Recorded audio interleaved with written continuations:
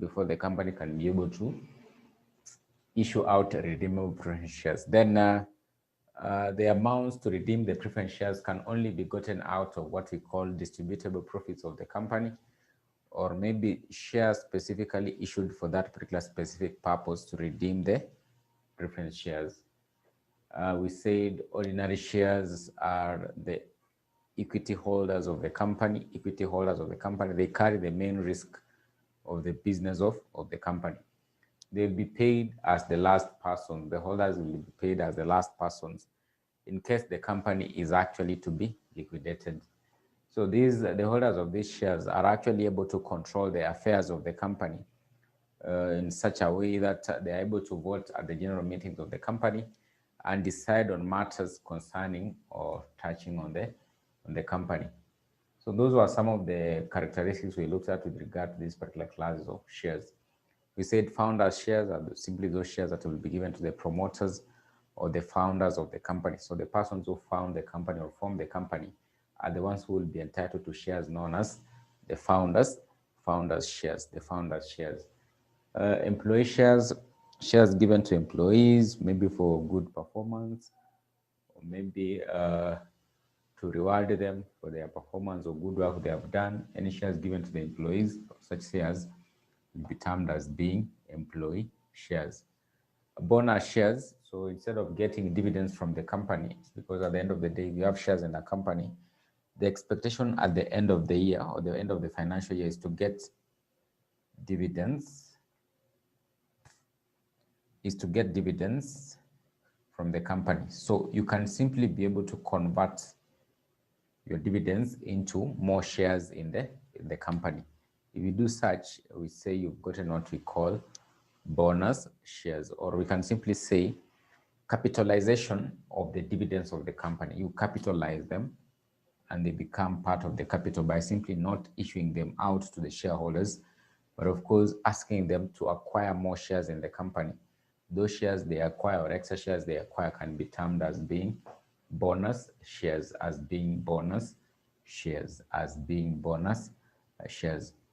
So I want us to focus on maybe these particular areas.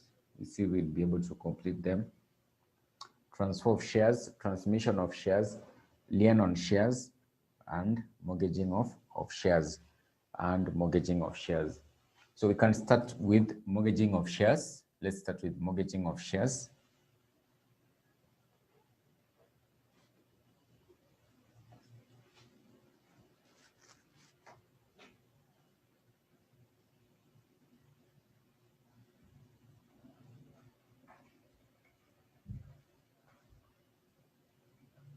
Mortgaging of shares. So what is mortgaging of shares? So when you talk about mortgaging of shares, here there are two parties that will be involved in the mortgaging of the shares. There are two parties that will be involved in the mortgaging of the shares. So we have the mortgagee, and number two, we have the mortgager. So mortgaging of shares is simply where a shareholder of a company uses his shares as a form of security to acquire a loan from a lending institution as a security. So they are assets. Shares are like assets, which can be used as a form of security, basically when you are getting a loan from a lender. So if such actually happens, we say the shares of the company have actually been mortgaged. So if you have shares of a particular worth of amount in a company, you can't be able to use them as a form of security from a lender, either a bank or maybe a SACCO as such. So if such actually happens, we say the shares have been mortgaged. So under mortgaging of shares, there are two parties. So the parties we have the mortgagee and you have the mortgager. The mortgagee is the lender in this case, and the mortgager is the borrower. The mortgager is the borrower. So what normally happens under this particular situation of mortgaging of shares, there are two ways of how mortgaging of shares can actually happen. So the first way, we call it legal mortgaging of shares. Number 2, we call it equitable mortgaging of shares. When you talk about legal mortgaging of shares, this is where a borrower, or basically a borrower of the amount, deposits with the register of companies a blank share transfer form, plus the share certificates of the shares that he has in the company. Then what will actually happen is the lender will fill out that particular share transfer form and of course transfer the shares into his or her name until when the borrower or the mortgage is able to dispense of or pay off the loan. That's when the shares will revert back to the borrower. So there's actually complete transfer of the shares to the lender as a security until when this particular borrower is actually able to dispense of or simply pay off the loan. That's when now the amount, or that's when now basically the shares can revert back to this particular owner or borrower of the amount. So under legal mortgaging, there are two parties. There's the legal mortgager and the legal mortgagee. The legal mortgagee will transfer the shares into his or her name until when this particular borrower is able to dispense of or pay off the loan. That's when the shares will revert back to the owner or the original borrower of this particular amounts from the lender. So you can actually be able to see that if you can remember very, very well, we said that one of the ways through which a person can become a member of a company is through what we call mortgaging of shares. So in this case, for example, under legal mortgaging, you can be able to realize that this lender will become a member of the company because the shares have completely been transferred to him as the lender. So until when this particular borrower is actually able to dispense of or pay off the loan, that's when the shares will revert back to the borrower.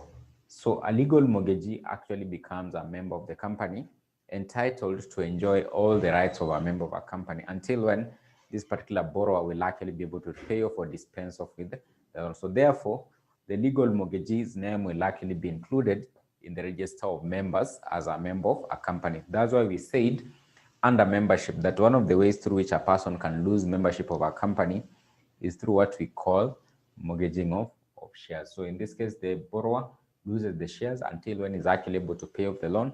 That's when basically he can be able to get back his or her shares. So that's what actually happens under legal mortgaging. So I've told you there is complete transfer of shares from the borrower to the lender. There is complete transfer of shares from the mortgager, who is actually the borrower, to the mortgagee, who is actually the lender,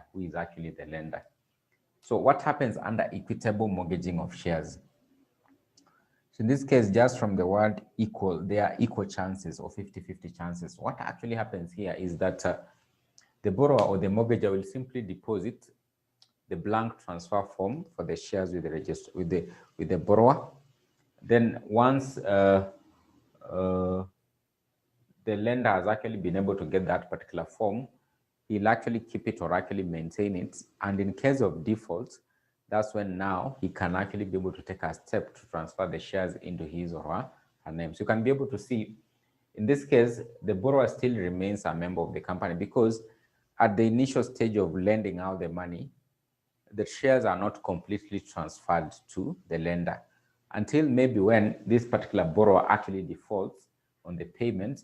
That's when now he can be able to take a step and actually recover the shares from the borrower in the company. So we can be able to see that here we are saying that there is no complete transfer of shares to the lender until when he defaults. That's when now the lender can be able to take an action to be able to recover the shares completely from the borrower. So under legal mortgaging, there's complete transfer of shares to the lender until when the loan is actually cleared. That's when the shares will revert back to the owner. Under equitable mortgaging, the borrower still remains a member of the company, entitled to enjoy the rights of a member of a company, unless he defaults. That's when now the lender can be able to take a step, fill out that particular form, and actually be able to recover his or her amounts from the company, from the company in terms of being represented by the shares of the company, of the shares of the borrower in the company. So those are the two ways through which mortgaging of shares can actually be able to happen. So we have what we call legal mortgaging. There's complete transfer of shares to the lender until when the borrower is able to pay off the loan, that's when now the shares will go back to the borrower or will be taken up back by the borrower of the loan. Under equitable mortgaging, there is no complete transfer of the shares unless maybe the borrower defaults on payment of the loan. That's when now the lender can be able to take a step and recover the shares from the borrower in the company. So this one is usually very risky to the lender, because what can actually happen, for example, if this lender has not notified the company that the shares shouldn't be dealt with in any way unless he is actually informed, because they have been used as a form of security. What can actually happen if you have unscrupulous borrowers, they can be able to end up selling the shares without the knowledge of the lender, because the shares are not completely transferred to the lender. They are still in the name of the borrower. So if the company has no notice or is not actually notified of these shares having been used as a form of security, then they can be dealt with by the borrowers by simply being able to sell to a third party or another person, such that when the lender takes a step to recover the shares from the borrower in the company, he might find that the shares have already been transferred to another party. So equitable mortgaging is usually very risky for the lender, such that, for example, that one can actually be able to happen, the shares being transferred without the knowledge of the lender. So to avoid such kind of risks, some of the measures that can be taken by the lender is, for example, number one, to send out what we call a notice in distress. A notice in distress, just to notify, it's simply just a notice to notify the company that the shares shouldn't be dealt with in any way without the knowledge of the lender. They shouldn't even be sold by the borrower without the knowledge of the lender. So he has to be notified if the shares are being dealt with in any way. Another way is to transfer the shares immediately. So immediately transfer the shares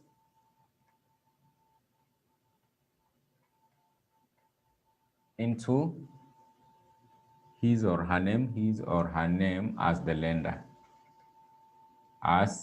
So transfer the shares immediately.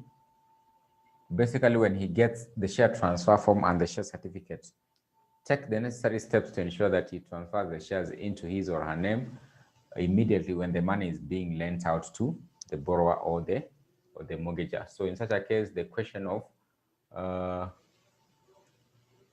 equitable mortgaging won't actually arise. It's, for example, just like immediately converting this particular form of arrangement from being equitable to becoming legal mortgage. So transfer the shares immediately into his or her name when the loan is to be lent out, or when they enter into an agreement with the mortgager immediately. So the question of a default won't actually arise, and therefore he'll be entitled to the shares of the company in case there is actually any default.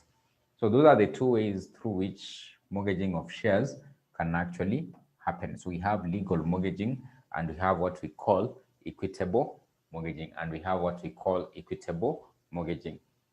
So I want us to look at transfer of shares. I don't know if we had looked at it. Transfer of shares. So we can look at transfer of shares.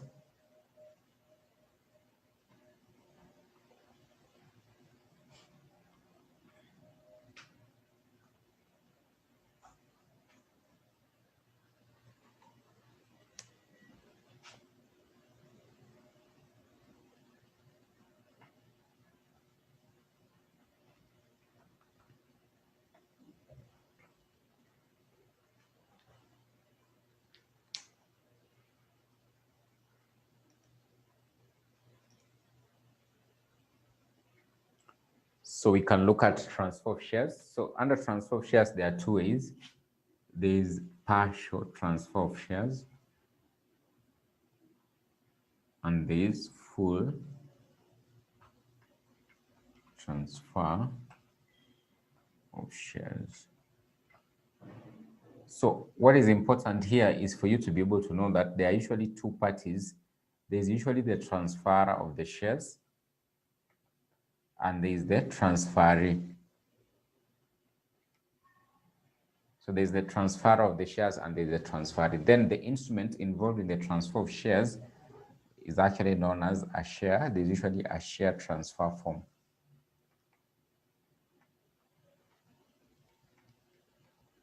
So this is simply the agreement that forms that particular agreement of transfer of shares between the transferor and the transferee.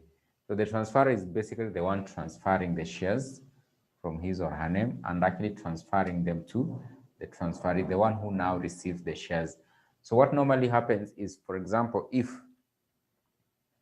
it is full transfer, you can start with full transfer of shares. If it is full transfer of shares, the share transfer form will be filled out by the two parties, of course, by indicating their name and address, the number of shares being transferred, the consideration being paid or the amount of money being paid for the shares. Then, of course, at the end of it all, they'll be able to sign, both of them, the transferee and the transferor, they'll indicate their signature on the share transfer form.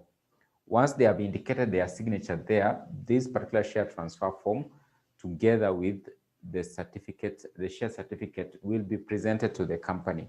It will be presented to the company. So, for example, in this case, if the transferor was having 1,000 shares in the company, because it is full transfer of shares, it simply means that he's transferring all her shares. So if it is 1,000 shares, they'll indicate clearly on the share transfer form that the shares being transferred are actually 1,000 shares. So this particular instrument or share transfer instrument will be received by an officer of the company, an officer of the company. It could be the company secretary, it could be the company secretary, or any other officer authorized to carry out such a mandate. Once it has been presented to the company, so this particular officer will clearly indicate that he has been able to receive this particular documentation, that is the share transfer form and the share certificate. It will be presented to the board of directors for their approval of the transfer of the shares. So once it has been approved, what will happen now, the previous share certificate, which was indicating the name of the transferor, will be cancelled out, and of course the company will issue out a new share certificate indicating that the shares have been transferred to the transferee. Now the transferee will get a share certificate from the company indicating the number of shares he has acquired, in this case, for example, 1,000 shares, while the previous share certificate belonging to the transferor will be cancelled out. It will be cancelled out, and of course now in this case the transferor will lose membership, and therefore his or her name will be removed from the register of members, while that of the transferee, the one receiving the shares, will now be included in the register of members.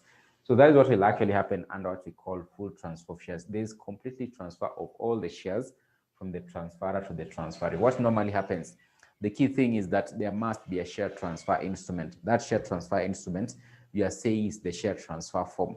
This share transfer form is the one that actually forms the agreement between the transferor and the transferee, such that it is filled out by these particular two parties, clearly indicating, for example, the name or address of the company, that is where the transaction is actually happening, the name of the transferor, the name of the transferee and their addresses, the number of shares actually being transferred, consideration being paid for the shares. Then, of course, at the tail end of it all, it will actually be signed by the transferor and the transferee. Once that instrument has been filled out properly, it will be presented to the company. It will be received by an officer of the company who will clearly indicate or certificate that he has been able to receive that particular documentation for the transfer of the shares.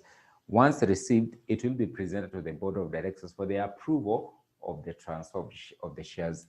So if it is actually approved, then of course you are saying the previous share certificate that was actually be indicating the name of the transferor will be cancelled out, and they'll give out a new share certificate, clearly indicating that the transferee, the one receiving the shares, has acquired the shares of the company. What happens at the end of it all? The name of the transferor will actually now be removed from the register of members, while that of the transferee will now be included in the register of members. That's why we said transfer of shares is actually one of the ways through which you can either lose or gain membership of the company. So you can be able to see the transferee is gaining membership while the transferor is losing membership. So that is what actually happens, for example, if you transfer all the shares. What will happen, for example, if you transfer, let's say, for example, you have 1,000 shares, but you only transfer 500. So that is what we are calling partial transfer. You don't completely transfer your shares. You transfer part of the shares.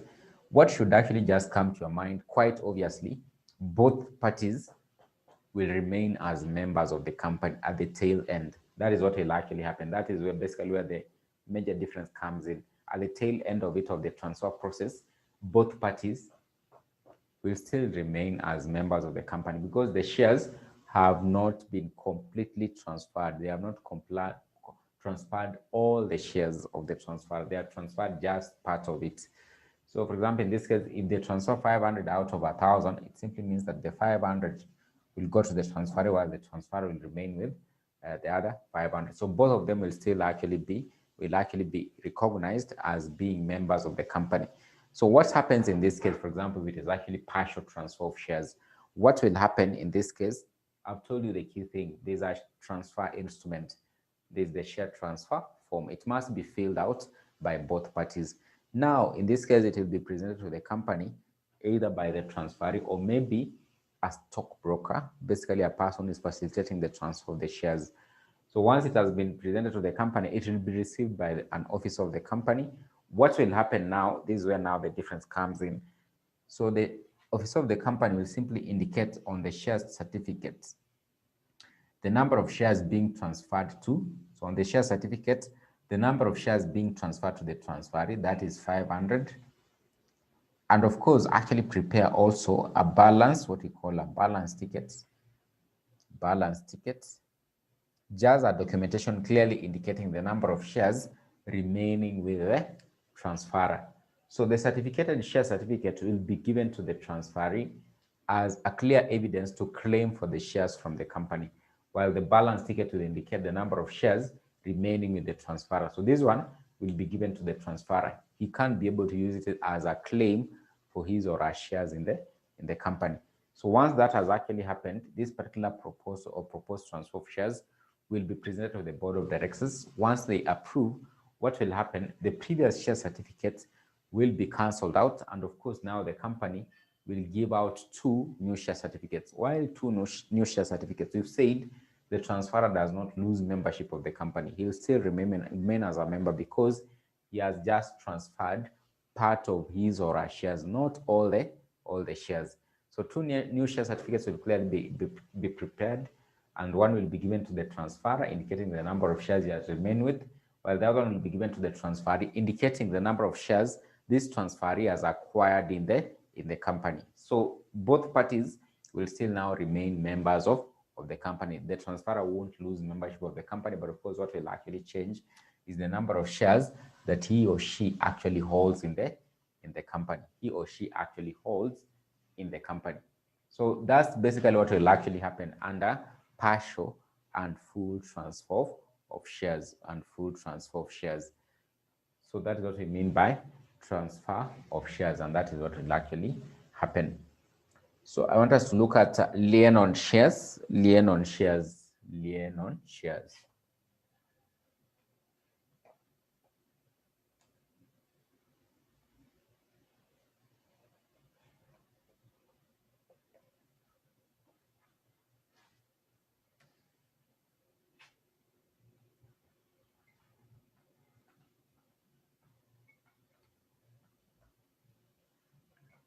So what is lien on shares? Lien on shares. So lien on shares.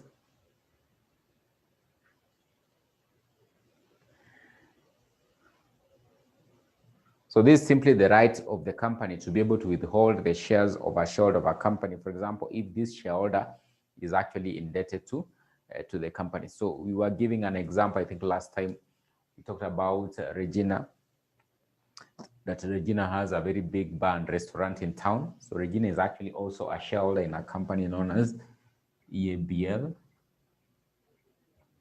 So Regina is a shareholder in a company known as EABL. Regina also owns a very big and bar restaurant in town. So Regina has actually been getting her supplies from East African Breweries Limited on credit. Remember, we've said initially Regina is actually also a shareholder at East African Breweries Limited. But due to the COVID pandemic, this particular bar and restaurant business has not actually been performing so well. So Regina hasn't been actually been able to pay off her due amount to EABL. If the articles of association of East African Breweries Limited actually allow, what they can actually be able to do, they can exercise what we call the right of lien on the shares of Regina. So they can simply withhold the shares such that Regina won't actually be able to deal in the shares in any way until when Regina is actually able to dispense of or pay off the due amount to EABL for the supplies made to her. That's when now the shares can be given or be released to Regina. So if EABL exercises that particular right, we say they are exercising a right known as the right of lien on the shares of Regina. Remember what have we said? We've said Regina, the first key thing, Regina is a shareholder at EABL. Regina operates a very big and bar restaurant in town. So Regina gets her supplies on credit from EABL. But of course, due to the pandemic, this business has not actually been performing so well. So she has been struggling to pay off the amounts or these particular supplies that were made on credit to her by EABL. So if EABL has the right to exercise the right of lien on her shares, what they can simply be able to do is to withhold the shares of Regina in the company until when Regina is actually able to pay off the due amounts.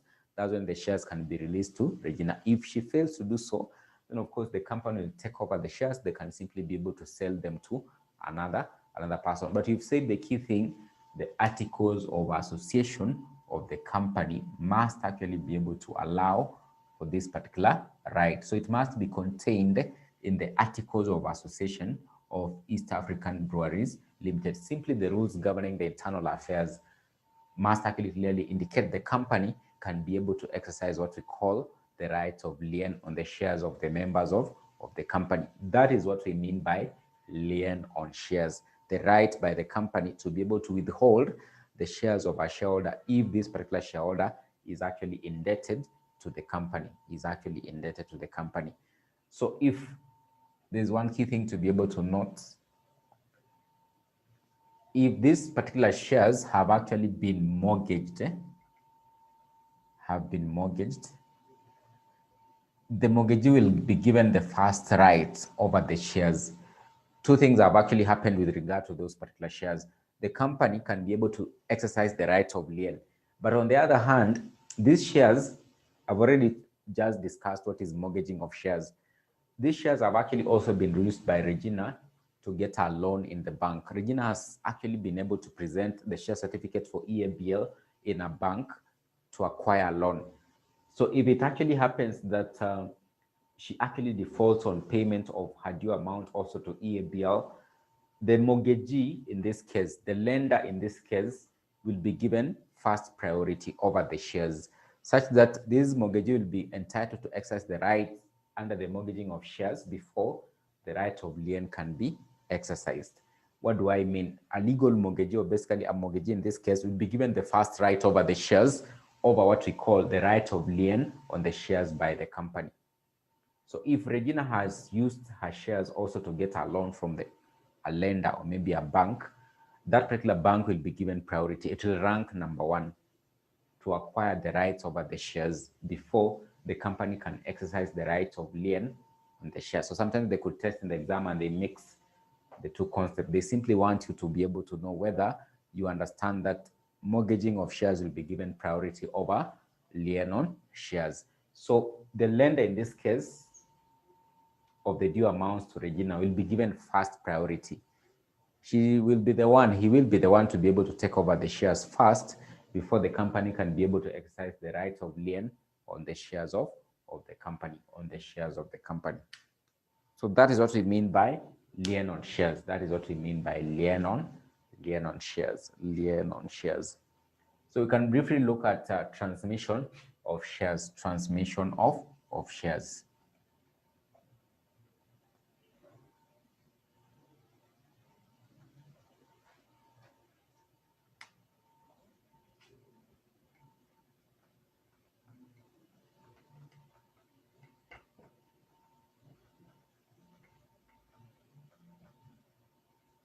So transmission of shares basically will happen in circumstances whereby, for example, there is what we call death, insanity,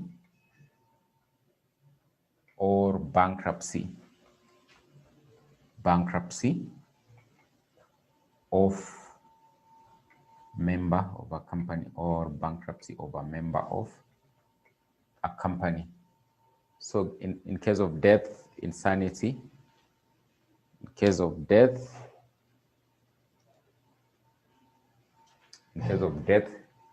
insanity, or bankruptcy of a member, in case of death, insanity, or bankruptcy of a member.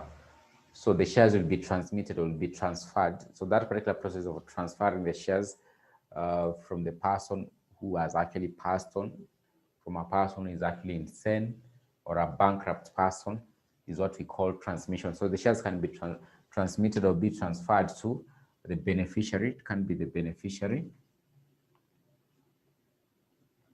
trustee,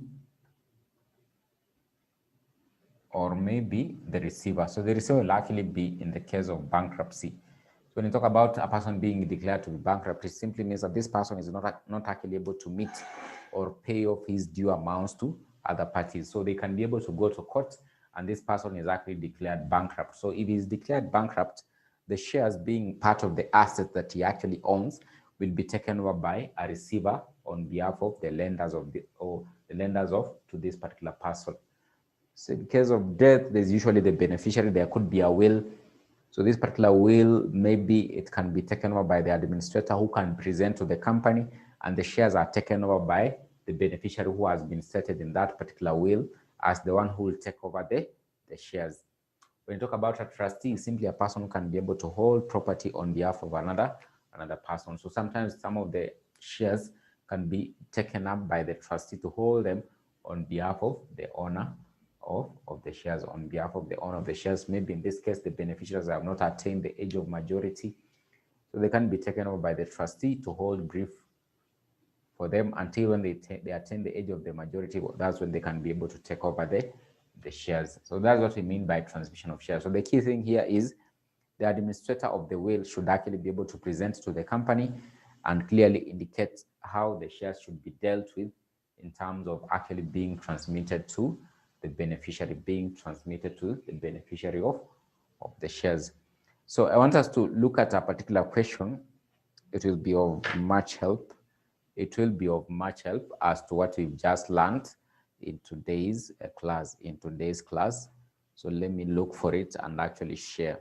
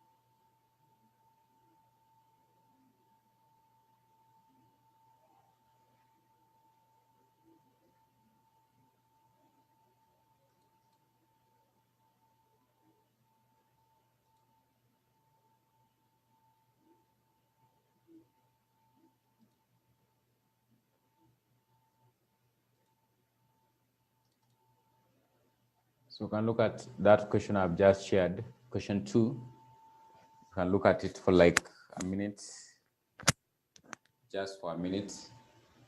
Look at it. Look at that particular question 2A. What it says, question 2A, what it says.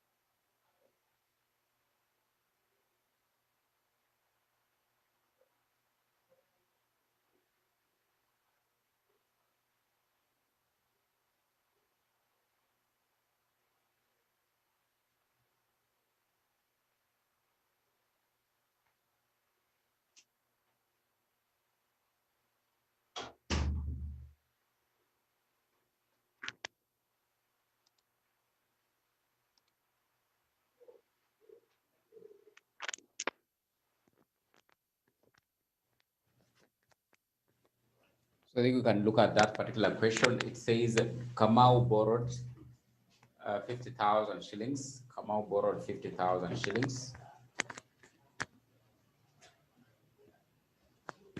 from Hope Bank and deposited his XYZ Limited share certificate with a blank transfer as a security.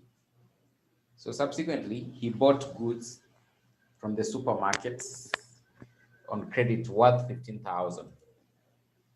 The articles of XYZ Limited claimed a first and paramount lien on its members' shares on debt due to the supermarket. However, before the supermarket lien arose, the bank gave the supermarket notice of Kamau's share certificates having been lodged with the bank as security for the loan. Kamau is unable to pay the goods he obtained from the supermarket and has also defaulted on the loan. XYZ supermarket wants to exercise its lien and the bank wants to exercise its equitable right to have the shares transferred into its name. Analyze the rights of the bank. Number 2, XYZ Supermarket Limited. You can be able to see that there are two aspects coming out here. There's what we call the right of lien on the shares of the supermarket and also what we call mortgaging of shares. So the supermarket in this case has a right of lien on the shares of this person known as Kamau. Also, he has used the shares as a security to get a loan from the bank. So what are the rights? Analyze the rights of the bank, analyze the rights of the bank, analyze the rights of the bank. So you can simply be able to say that maybe you can write the answer. You can write the answer to this particular question. You can write the answer to this particular question. The rights of the bank. The rights of the bank.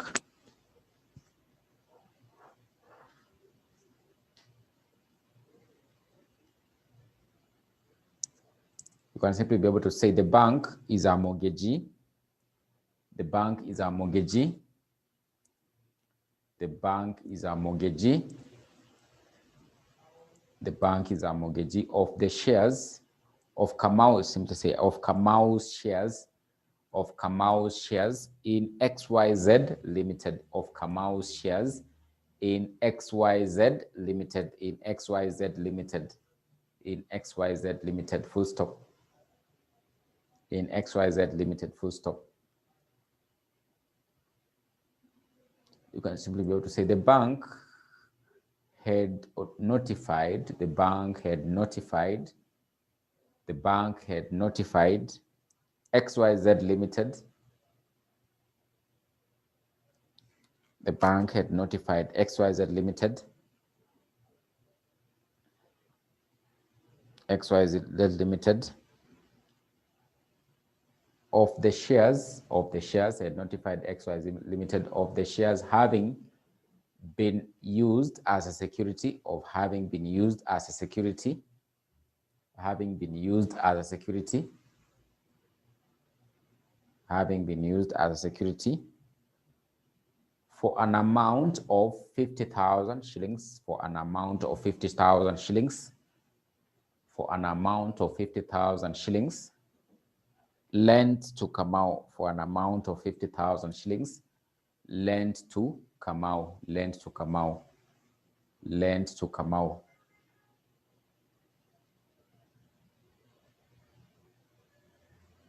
Lent to Kamau. Then you simply say, since Kamau has defaulted, since Kamau has defaulted on the payment, since Kamau has defaulted on the payment, since Kamau has defaulted on the payment, the bank will be given priority. The bank will be given priority. The bank will be given priority over XYZ Limited, over XYZ Limited, the bank will be given priority over XYZ Limited. Will be given priority over XYZ Limited.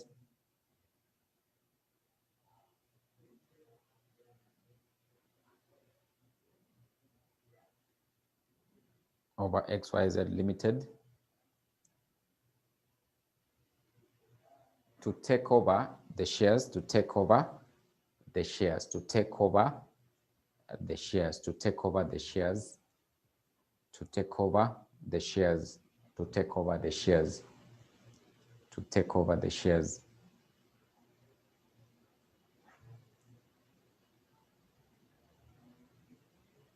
To take over the shares.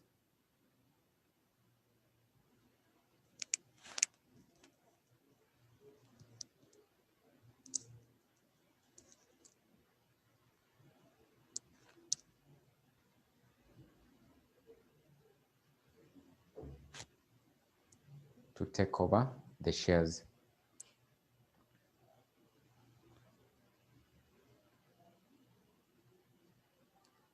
Then XYZ Limited, XYZ Limited, XYZ Supermarket Limited rights. XYZ Supermarket Limited, Supermarket Limited rights.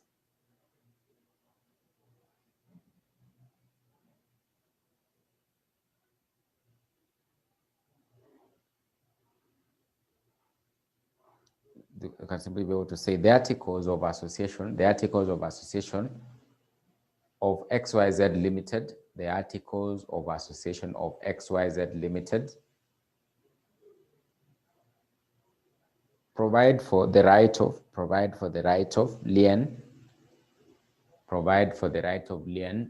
on the shares of the members of the company. Provide for the right of lien on the shares of the members of the company.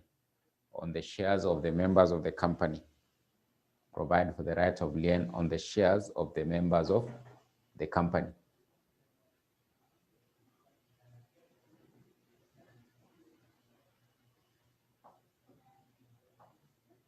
Full stop, then you just say, even though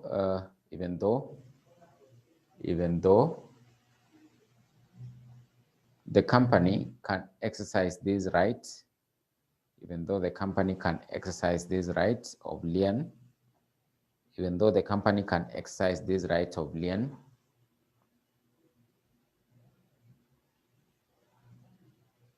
comma, it won't be given priority.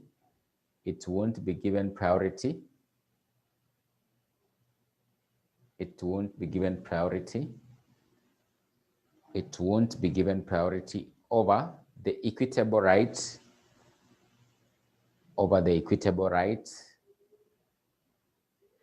over the equitable rights, over the equitable rights, equitable right to Hope Bank Limited, to Hope Bank Limited, equitable right to Hope Bank Limited,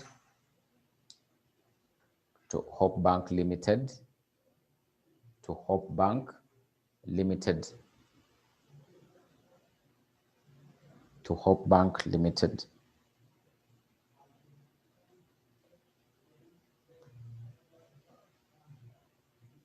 To Hope Bank Limited.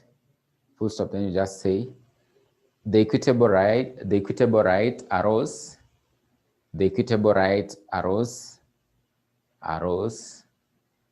as a result of, the equitable right arose as a result of, the equitable right arose as a result of Kamau having used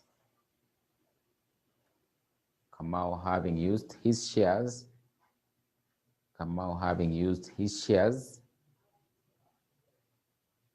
as a security, Kamau having used his shares as security for a loan, as a security for a loan from Hope Bank Limited, as a security for a loan from Hope Bank Limited, as a security for a loan from Hope Bank Limited.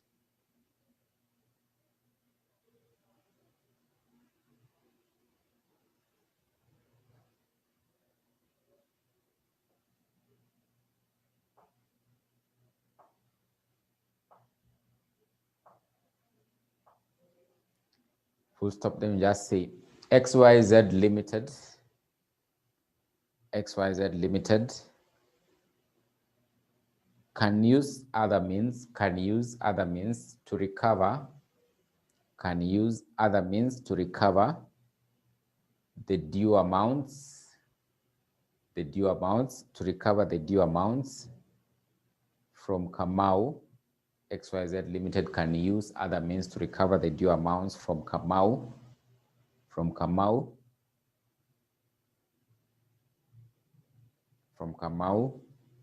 or until he pays off the loan,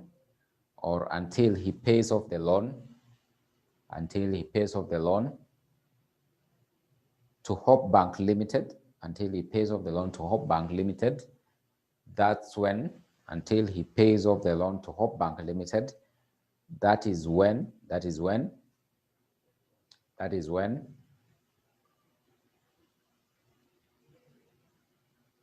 the company can exercise the right of lien. Over Kamau's shares. Can exercise the right of lien over Kamau's shares. Over Kamau's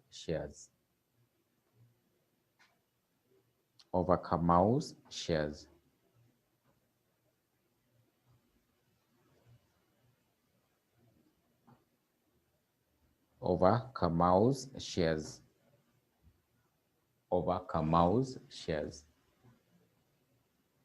So that's how you can be able to answer that particular question.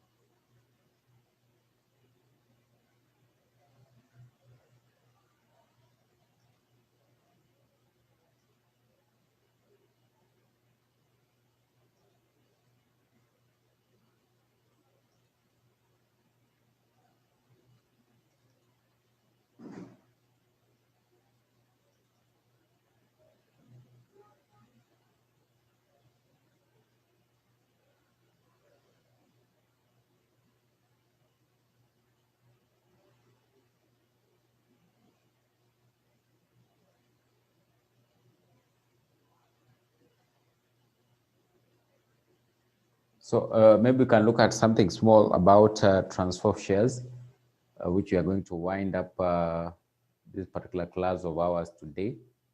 So I want us to look at what we call a forged transfer of shares. A forged transfer of shares.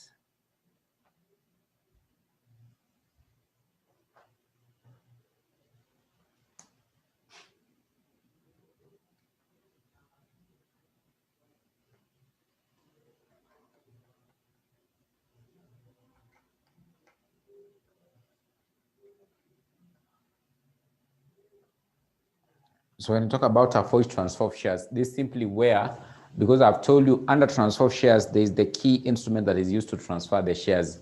That is the share transfer form. So on this share transfer form, because I've told you there'll be the signature of the transferor and the transferee. So if it actually happens that the signature of the transferor, for example, is actually forged to enable the shares to be transferred, maybe a person with bad intentions actually forges the signature of the transferor and actually and uses it to be able to transfer the shares to another person. In such a case, we say what has actually happened is a forged transfer of shares, whereby the transfer of shares happens in a situation whereby the signature of the transferor is forged on the transfer form. That particular kind of a transfer of shares, we call it a forged transfer of shares. So what you normally say is that any forged transfer of shares is actually null and void, and it will never pass title. So for example, if we have two parties, A and B, so the shares were actually transferred to party B out of or as a result of a forged transfer of the signature, on the share transfer form. So that particular kind of a transfer, we'll call it a forged transfer. So it is actually null and void. It will never pass title to the transferee. It won't pass title to the transferee. The transferor is entitled to get his or her shares back in the company. So if there are any damages actually lost, the person who actually procured this particular transfer of shares is the one who will actually incur all the costs and damages incurred as a result of the forged transfer of shares. So what is the key point here? The key point here is for you to be able to know that any forged transfer of shares is usually null and void. It will never pass title to the transferee.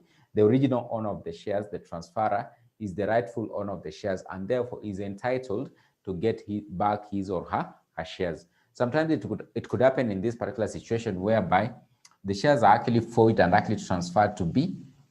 The share transfer form is forged and the shares are transferred to B. And of course, further on, the shares are transferred to another party. Will this particular original owner be entitled to the shares? Yes, he will be entitled to the shares because you've said any forged transfer of shares, it doesn't actually matter whether even if this particular person acquired the shares innocently in the company or maybe in the open market, but originally these shares, the ways they have actually moved from the original owner is through what we call a forged transfer of shares. Party C won't be entitled to the shares because we are saying any forged transfer of shares is actually null and void and it will never pass a title. So what will happen, for example, in this case, you can be able to see that, for example, if this particular party innocently bought the shares in the open market, but originally they were actually transferred to party B through what we call a forged transfer, is going to suffer losses or damages. For example, the money spent to acquire these particular shares, because you are saying it will never pass title. The shares will be entitled to the original owner of the shares, even if you bought them innocently from the company without the knowledge that originally these particular shares were actually transferred as a result of a forged transfer of the shares. So you as a third party in this case, you would have actually incurred losses or damages as a result of buying the shares in the open market. So how will you recover your damages? The damages can be recovered from the company where you acquired the shares. But of course, now what will happen with the company? The company will go ahead and actually recover those particular losses or damages paid to party C from the person who initially procured the transfer of the shares. Maybe it could be a stockbroker who forged the signature of the transferor and originally transferred the shares. So the company is going to incur for all the damages or costs incurred to party C to acquire the shares. But of course, they'll now go ahead and actually recover those particular losses or costs they pay to party C from the person who originally procured the transfer of the shares or the forged transfer of the shares. So you are saying a forged transfer of shares is whereby the signature of the transferor on the share transfer form is actually forged, and this basically leads to the transfer of the shares to the transferee in this case. So we are saying any forged transfer of shares is null and void. It won't actually pass title. The original owner of the shares is actually entitled to the shares. Even if they have been acquired by a third party, that third party, even if he bought the shares innocently, but it can actually clearly be found out that originally the shares were transferred as a result of a forged transfer. The original owner of the shares, the transferor, is actually the one who has the rightful entitlement to the shares, but not actually the third party. You can see the third party is incurring losses or damages for having bought the shares innocently. So those particular losses or damages, we are saying they'll be paid for by the company. But of course, the company will go for the person who initially procured the forged transfer of the shares. So that's what we need to be able to know about the forged transfer of shares. It is actually null and void. It will never pass title. So what the examiner normally does, he'll bring a scenario. He'll say, for example, let's say, for example, James actually acquired shares in a particular company. These shares were actually transferred maybe to Sam, like that. So it is discovered that maybe there was a forged transfer. So you must be able to realize very fast that the original owner of the shares is the one who has the entitlement to the shares. It doesn't matter whether even if party C acquired the shares innocently without the knowledge that these particular shares were actually transferred through what we call a forced transfer of shares. Those losses incurred by party C will be paid by the company, and the company will go for the person who initially procured that particular forged transfer of shares in the company.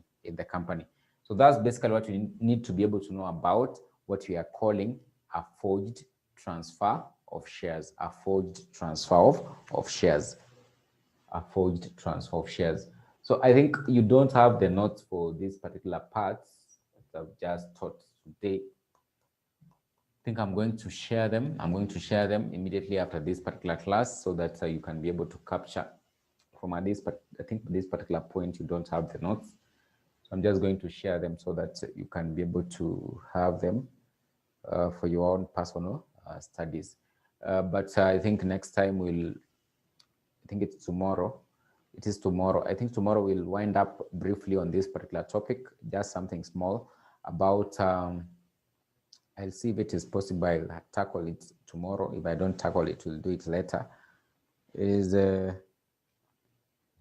transfer of shares through what we call the central depository system.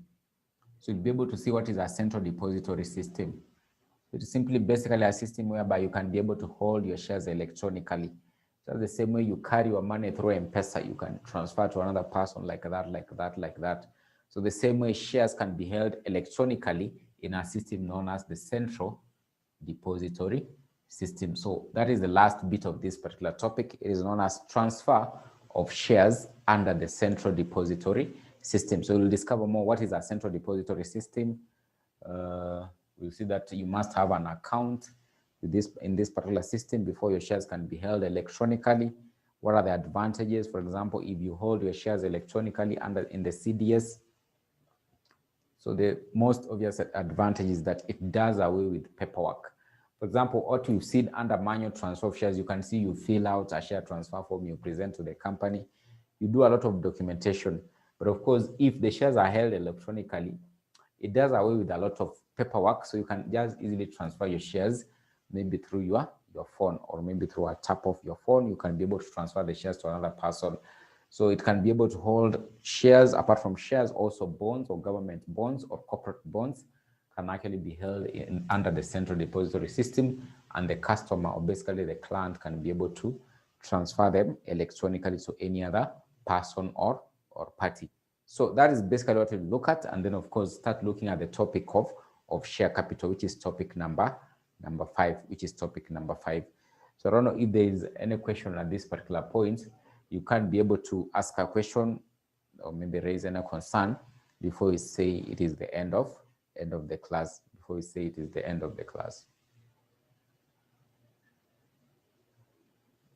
So I don't know if you have a question or you guys are okay. I can give you like a minute. If you have a question, you can maybe unmute and just raise the question so that we address it.